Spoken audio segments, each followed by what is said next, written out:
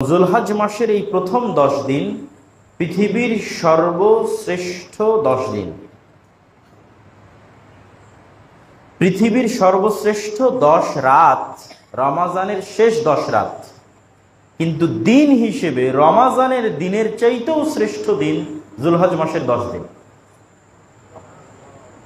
দিন হিসেবে রমাজানের দিনের চাইতেও শ্রেষ্ঠ দিন যুলহজ মাসের 10 দিন।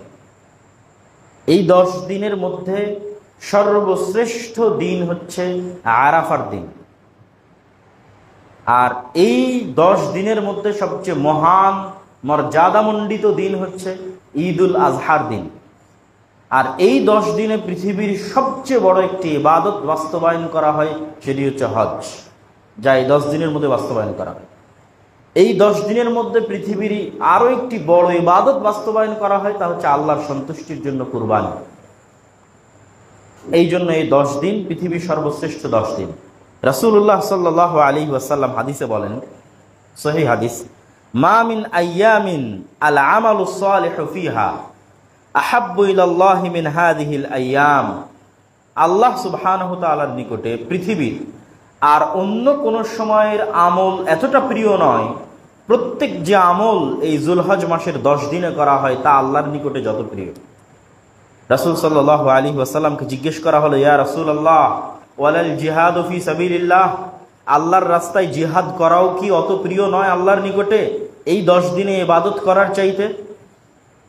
তখন রাসূল সাল্লাল্লাহু আলাইহি ওয়াসাল্লাম বললেন, ওয়ালাল জিহাদু ফি সাবিলিল্লাহ, হ্যাঁ, আল্লাহর রাস্তায় জিহাদ করার চাইতেও আল্লাহ সুবহানাহু ওয়া তাআলার নিকটে প্রিয় আমল হচ্ছে এই 10 দিনে মানুষ যে আমল করবে। তবে ওই ব্যক্তির বিষয়টি ভিন্ন, ইল্লা রাজুলুন খারাজা বিনাফসিহি ওয়া মালিহি ফালাম ইয়ারজি মিন যালিকা বিশাইইন, যে ব্যক্তি আল্লাহর রাস্তায় জিহাদে বের হয়ে গেছে এবং ফিরে আসেনি, শহীদ হয়ে গেছে, তার বিষয়টি ভিন্ন। কিন্তু যে জিহাদে বের হয়ে শহীদ হয়নি, তার চাইতে শুধু স্বাভাবিক জিহাদ কিন্তু শহীদ হলো না, ওই আমলের চাইতে এই 10 দিনের আমল আল্লাহ সুবহানাহু ওয়া তাআলার নিকটে বেশি প্রিয়। শুধুমাত্র ব্যতিক্রম ভিন্ন হচ্ছে যে আল্লাহর রাস্তায় জিহাদে বের হয়ে শহীদ হয়ে গেছে। রাসূলুল্লাহ সাল্লাল্লাহু আলাইহি ওয়াসাল্লাম এই 10 দিনের 9 দিনই সিয়াম পালন করতেন। যেমন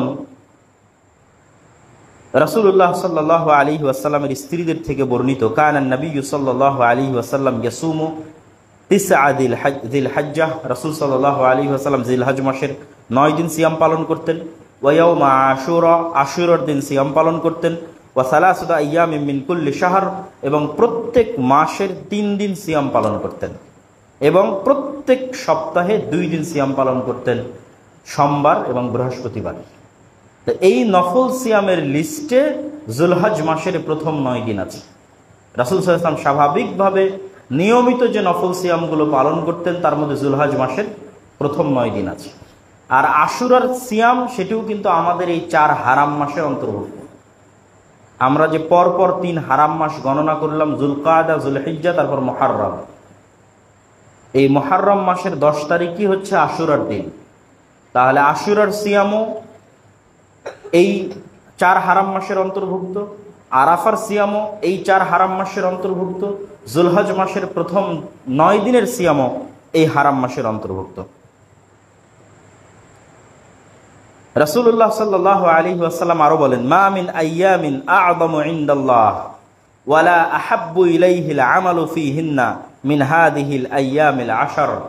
আল্লাহর নিকটে পৃথিবীর সবচেয়ে মহান এবং শ্রেষ্ঠতম দিন হচ্ছে যুলহজ মাসের প্রথম 10 দিন। আর এই যুলহজ মাসের প্রথম 10 দিনে মানুষ যে ইবাদত করে তা আল্লাহ সুবহানাহু ওয়া তাআলার নিকটে সবচেয়ে প্রিয়।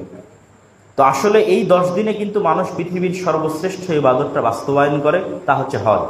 তো আমরা যারা হজে যেতে পারিনি, আমরা এই 10 দিনের প্রথম 9 দিনে সিয়াম পালন করতে পারি, দান করতে পারি, তাসবিহ, তাহলিল, ইস্তিগফার, সাদাকা ইত্যাদির মাধ্যমে আমরা এই 9 দিনের গুরুত্ব বাস্তবায়ন করতে পারি। আরেকটি বিষয় আপনাদের বলে রাখি, মুসা আলাইহিস সালাতু ওয়াস সালাম তুর পাহাড়ে 40 দিন যে আল্লাহ সুবহানাহু ওয়া তাআলার ইবাদত করেছিলেন, ওই 40 দিনের শেষ 10 দিন ছিল যুলহজ মাসের প্রথম 10 দিন। মুসা আলাইহিস সালাতু ওয়াস সালামের তুর পাহাড়ে আল্লাহ সুবহানাহু ওয়া তাআলার ইবাদতের জন্য গমনের 40 দিনের শেষ 10 দিন হচ্ছে যে জুলহজ মাস আসতেছে, এই জুলহজ মাসের প্রথম 10 দিন। আর এই জুলহজ মাসের প্রথম 10 দিনের সর্বশ্রেষ্ঠ দিন কোনটা? আরাফার দিন। রাসূলুল্লাহ সাল্লাল্লাহু আলাইহি ওয়াসাল্লাম বলেন, ইয়াউম আরাফা, যে ব্যক্তি মান সামা ইয়াউম আরাফা, যে ব্যক্তি আরাফার দিন সিয়াম পালন করবে, আল্লাহ সুবহানাহু ওয়া তাআলা তার অতীতের 1 বছর এবং পরবর্তী 1 বছরের গুনাহকে আল্লাহ সুবহানাহু ওয়া তাআলা মাফ করে দেবেন। এবং এই গুনাহের মধ্যে ব্যাখ্যাকারগণ বলে উল্লেখ করেছেন যে সাগীরা গুনাহ অন্তর্ভুক্ত। যত নফল সিয়াম, যত ফজিলত আছে, এগুলো সবগুলো মূলত সাগীরা গুনাহের জন্য। আর কবিরা গুনাহের জন্য তওবা জরুরি, আলাদাভাবে আল্লাহ সুবহানাহু ওয়া তাআলার নিকটে ওই কবিরা গুনাহের জন্য তওবা করা জরুরি, সম্পূর্ণ ভিন্নভাবে। আর স্বাভাবিক এই সিয়ামের মাধ্যমে মানুষের সাগীরা গুনাহগুলো ক্ষমা হয়ে যাবে। আল্লাহ সুবহানাহু ওয়া তাআলা আরাফার দিন যত বেশি পরিমাণ মানুষকে জাহান্নামের আগুন থেকে মুক্তি দিয়ে থাকেন, আর পৃথিবীর কোনো দিন অত বেশি পরিমাণ মানুষকে জাহান্নামের আগুন থেকে মুক্তি দিয়ে থাকেন না। এই জন্য এই 10 দিনের শ্রেষ্ঠতম দিন হচ্ছে আরাফার দিন। সম্মানিত উপস্থিতি, এই 10 দিনের সাথে এই 4 হারাম মাসের সাথে সম্পৃক্ত আরেকটি ইবাদত যা একটু উল্লেখ করে আমরা আবার বিরতি দিয়েছি, সেটি হচ্ছে মুহররম মাসের 10 তারিখ আশুরার সিয়াম। এই মুহররম মাসের 10 তারিখের আশুরার সিয়ামের মূল কারণ হচ্ছে ফিরআউনের ডুবে যাওয়া এবং মুসা আলাইহিস সালাতু ওয়াস সালামের মুক্তি পাওয়া। এই কারণেই রাসূল সাল্লাল্লাহু আলাইহি ওয়াসাল্লাম এই দিনে সিয়াম পালন করেছেন। তিনি যখন মক্কা থেকে মদিনায় হিজরত করলেন, মদিনায় ইহুদিরা, মক্কায় ইহুদিরা থাকতো না, সব কুরাইশ মুশরিক। মদিনায় আহলুল কিতাবদের বসবাস ছিল। ইহুদিদেরকে তিনি যখন দেখলেন তারা আশুরার দিন সিয়াম পালন করছে, ইহুদিরা আজকে এই দিনকে তাদের ভাষায় বলে ইয়ম কিপ্পুর।